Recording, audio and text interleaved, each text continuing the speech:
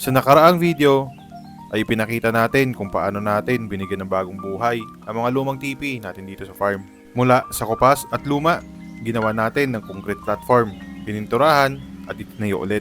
At marami ang nagtanong kung paano daw ba natin ito ginawa. May bakal daw ba o wala? Ano ang sukat? At kung ano ang ratio ng paghalo ng semento. Praktikal, matibay at pang long term. Kaya tara, pag-usapan natin mga kapiyesa. Yeah, oh. Good vibes lang sa umaga. Super Andre Capiesa. Maagang gumigising, araw pa lang sumisilip. Kape sa mesa, pangarap ko'y di nauubos. Pawis ang puhunan, lakas ng loob ang dala. Sa farman no trabaho, laban lang araw-araw. Ito mga kapiyesa, marami ang nagtatanong sa atin tungkol sa detalye nitong ating TP, kung ano ang sukat, no? Lapad, haba, tapos yung kapal niya, no? At kung may bakal daw ba ito sa loob, at kung gaano kadami ang mixture, no, ng ating buhangin versus doon sa isang bag na semento. So, yan ang pag-uusapan natin ngayon mga kapiyesa, at i-discuss ko sa inyo, no. So, bali ang size ng ating TP or ang dimension ng ating TP mga kapiyesa ay 2 feet ang lapad, tapos ang height nito mga kapiyesa ay 3 feet, no. And then yung kapal naman niya, yung thickness nitong ating semento ay 1 inch. Ayan. Tapos itong ating dapuan mga kapiyesa, ang gamit natin dito ay PVC pipe, no, na ang diameter ay 1 1/4. Yan. And then ang haba nito mga kapiyesa, 3 feet lang din, no. So dito naman sa platform niya sa baba mga kapiyesa, meron ako ditong ginamit na formas na ang buka niya ay 71 cm, and then yung lapad naman nito ay 2 feet lang, para sabay lang siya sa lapad ng ating TP mga kapiyesa, no. Ayan. And then ang iba nagtatanong sa atin, no, kung ano daw ba ang ratio ng paghalo natin ng anong tawag dito, semento tsaka ng buhangin mga kapiyesa, no. Bali sa buhangin mga kapiyesa, meron ako ditong timba. Ayan. Ito, papakita ko lang sa inyo. Itong timba na ito mga pyesa ay sinukat namin ito sa timba ng pintura, kasi hindi na ito yung ginagamit namin noon, nabasag na yon. Yung ginamit namin noon mga pyesa ay yung timba ng 16 liters na pintura. So ito, hindi ko alam kung saan nanggaling ito, pero nung itinabi namin, parehas naman sila ng sukat. Bali, ang halo mga pyesa, para mas maganda ang tapang ng ating semento, 7 ganito sa isang bag ng semento. Ayan, ganyan kadami ang 7 mga pyesa. Ayan, makikita nyo. Ayan. Kami ganito kami kasi bukas kami maghahalo nito, no? Ganyan kadami ang 7, tapos isang bag ng semento. Yan lang, wala nang graba yan mga pyesa, no? Bali, yan ang aming halo. Tapos ang hulmahan naman ng TP, nagtatanong sila. Wala naman talaga kaming hulmahan individually mga pyesa. Bali, ang ginawa namin, isang diuno lang, naglatag lang pahabang ganun diuno, o dalawang diuno pa ganyan. Tapos yung pagitan, syempre diuno din na tubo, na 3 feet lang yung haba. At tungkol naman dito sa paa niya mga pyesa, ang ginawa namin dito ay flat bar. Bali, nag-ukay lang ako or nagputol lang ako ng flat bar na nakasunod sa paganyan. Tapos every TP nilalagyan lang namin nun sa gitna. And then yung bakal pala nito mga pyesa, ito yung ginamit namin, no. So ito ay steel matting mga pyesa. Kung napapansin nyo, isang mata lang ng steel matting to, tapos kalahati sa kabilaan. Pinutol lang namin dahil hindi naman talaga buo ang bakal dyan mga pyesa. Ganito lang. Ayan, no? Yan, meron lang dito niyan. May clearance dito sa baba at saka sa taas, konti lang mga pyesa, no? Mga 1.5 lang, 1 inch and a half lang. Sa kabila, meron din ganyan mga pyesa. So bali dalawang ganito, kabilaan, yan. And then meron ding horizontal dito sa taas. Ayan, importante lang kasi mga pyesa yung mga pangantuan yan, malagyan ng bakal para hindi bumasag. So meron dito, ayan. Tapos meron din dito sa baba. Yun. And then sa gitna. So nakaganon lang yung bakal niyan mga pyesa. hindi talaga siya buo para medyo tipid, no? Ayan. Ang ginamit namin pang putol dito, saglit lang kasi may mga grinder naman ako dyan, mga pyesa. So, saglit lang namin na putol. Pero kung wala, pwede naman kayong bumili ng parang bolt cutter ba yon? Parang gunting na ginaganon-ganon lang. Mabilis lang yun, mga pyesa, no? Ayan. And then, alang. Ito na mga ating tali, mga kapyesa. Ayan. Ang sukat nito, 4 feet lang to, mga pyesa, no? Bakit 4 feet lang, no? Kasi ang distansya dun sa kasunod na tipi, or either ito mga kapyesa, 12 lang ito, no? 12 feet lang ito. Ayan. Yung pag ganyan na sukat. Yan, 12 feet sa dyan. Tapos, 12 feet din ito. Yung pag ganon. Pero yung diagonal na yan, mga pyesa, ito. 17 feet ito. Ayan.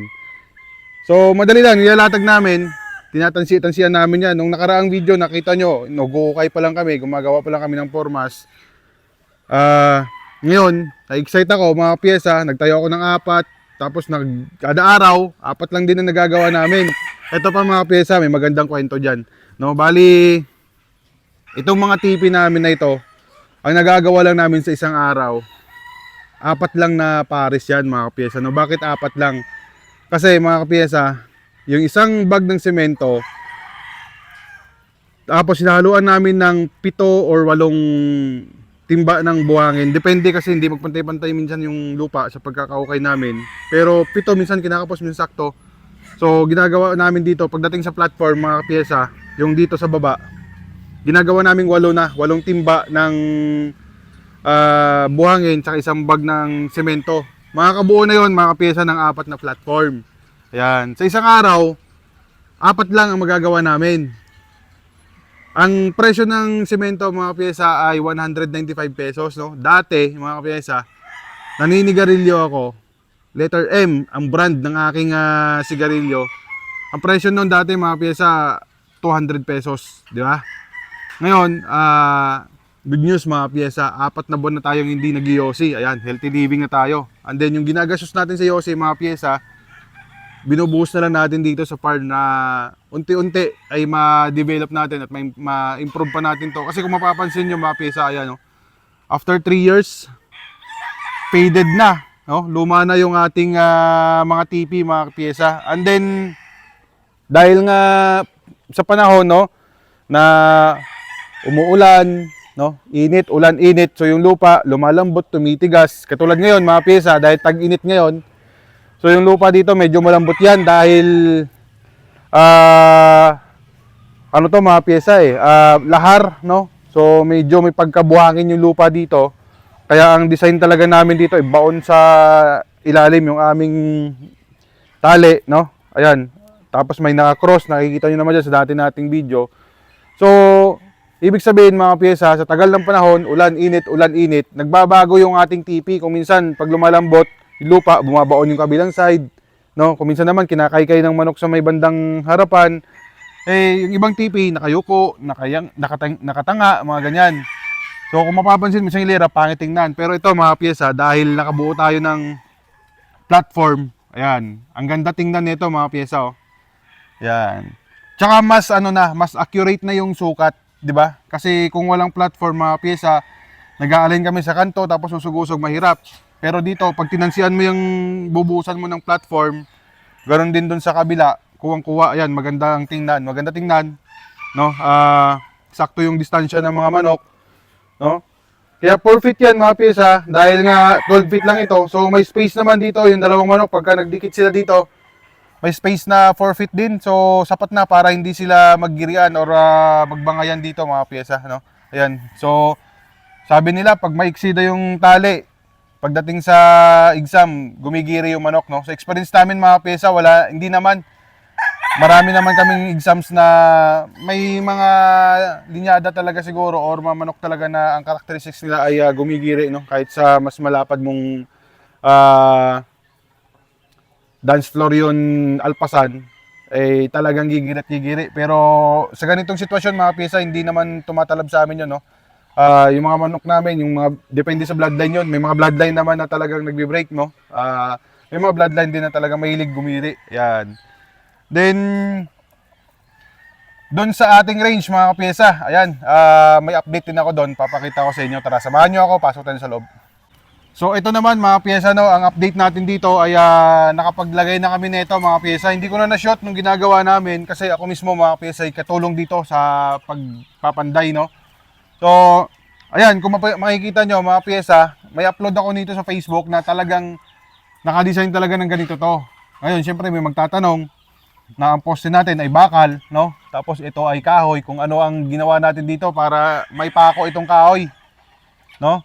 Bale, ito mga pyesa, ginamitan natin ito ng tex screw na pang metal, no? Pang metal kasi dalawang klase ang tex screw, may pang wood, may pang metal. Dito ginamit natin dito pang metal, no? Bali, ginaid lang muna natin dito sa may kahoy, then pagdating sa metal, diretso na yun, parang direct screw na yun mga pyesa, no? Ang sukat nito naman ng tabla na ito mga pyesa ay 2x3 ito na lumang kahoy. Galing ito sa mga lumang bahay mga pyesa, no? Kasi may mga nagtitinda dito sa amin na yung mga kahoy nila galing sa mga dinimulis nilang mga lumang bahay. So, napakatigas nito mga pyesa, napakatibay, no? Ito 2x3, tapos yung pahaba naman dito mga pyesa ay 2x2. Ayan, ito, 2x2 naman ito, no? Ayan. Itong 2x2 natin mga pyesa, ang plano ko sana dito, lalagyan ko po sa gitna. Eh, sinubukan namin, matigas naman, kahit hindi na kailangan lagyan sa gitna. Tsaka, ang height, sakto lang mga pyesa, ayan, no? Pwedeng damputin dito yung mga manok kapag magbabakuna tayo or magpupurga sa kanila, ganyan. At then dito sa baba mga pyesa, nilagyan ko ng rice hull na din, no? Kasi experience ko last time dito sa loob, walang rice hull. So ang ipot nila kinabukasan dito lang sa may lupa, ang hirap tanggalin kapag tumagal ng mga 3 araw, no? Matigas na dyan. Hindi katulad nito, may rice hull.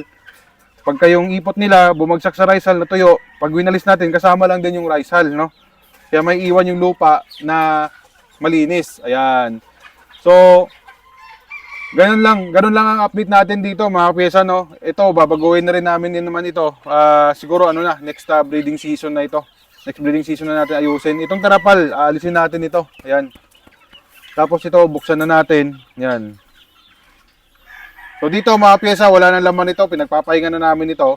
Pero ang purpose talaga natin ito, next breeding season siguro, magagamit pa naman natin to kasi hindi naman masyadong crowded yung ating range area.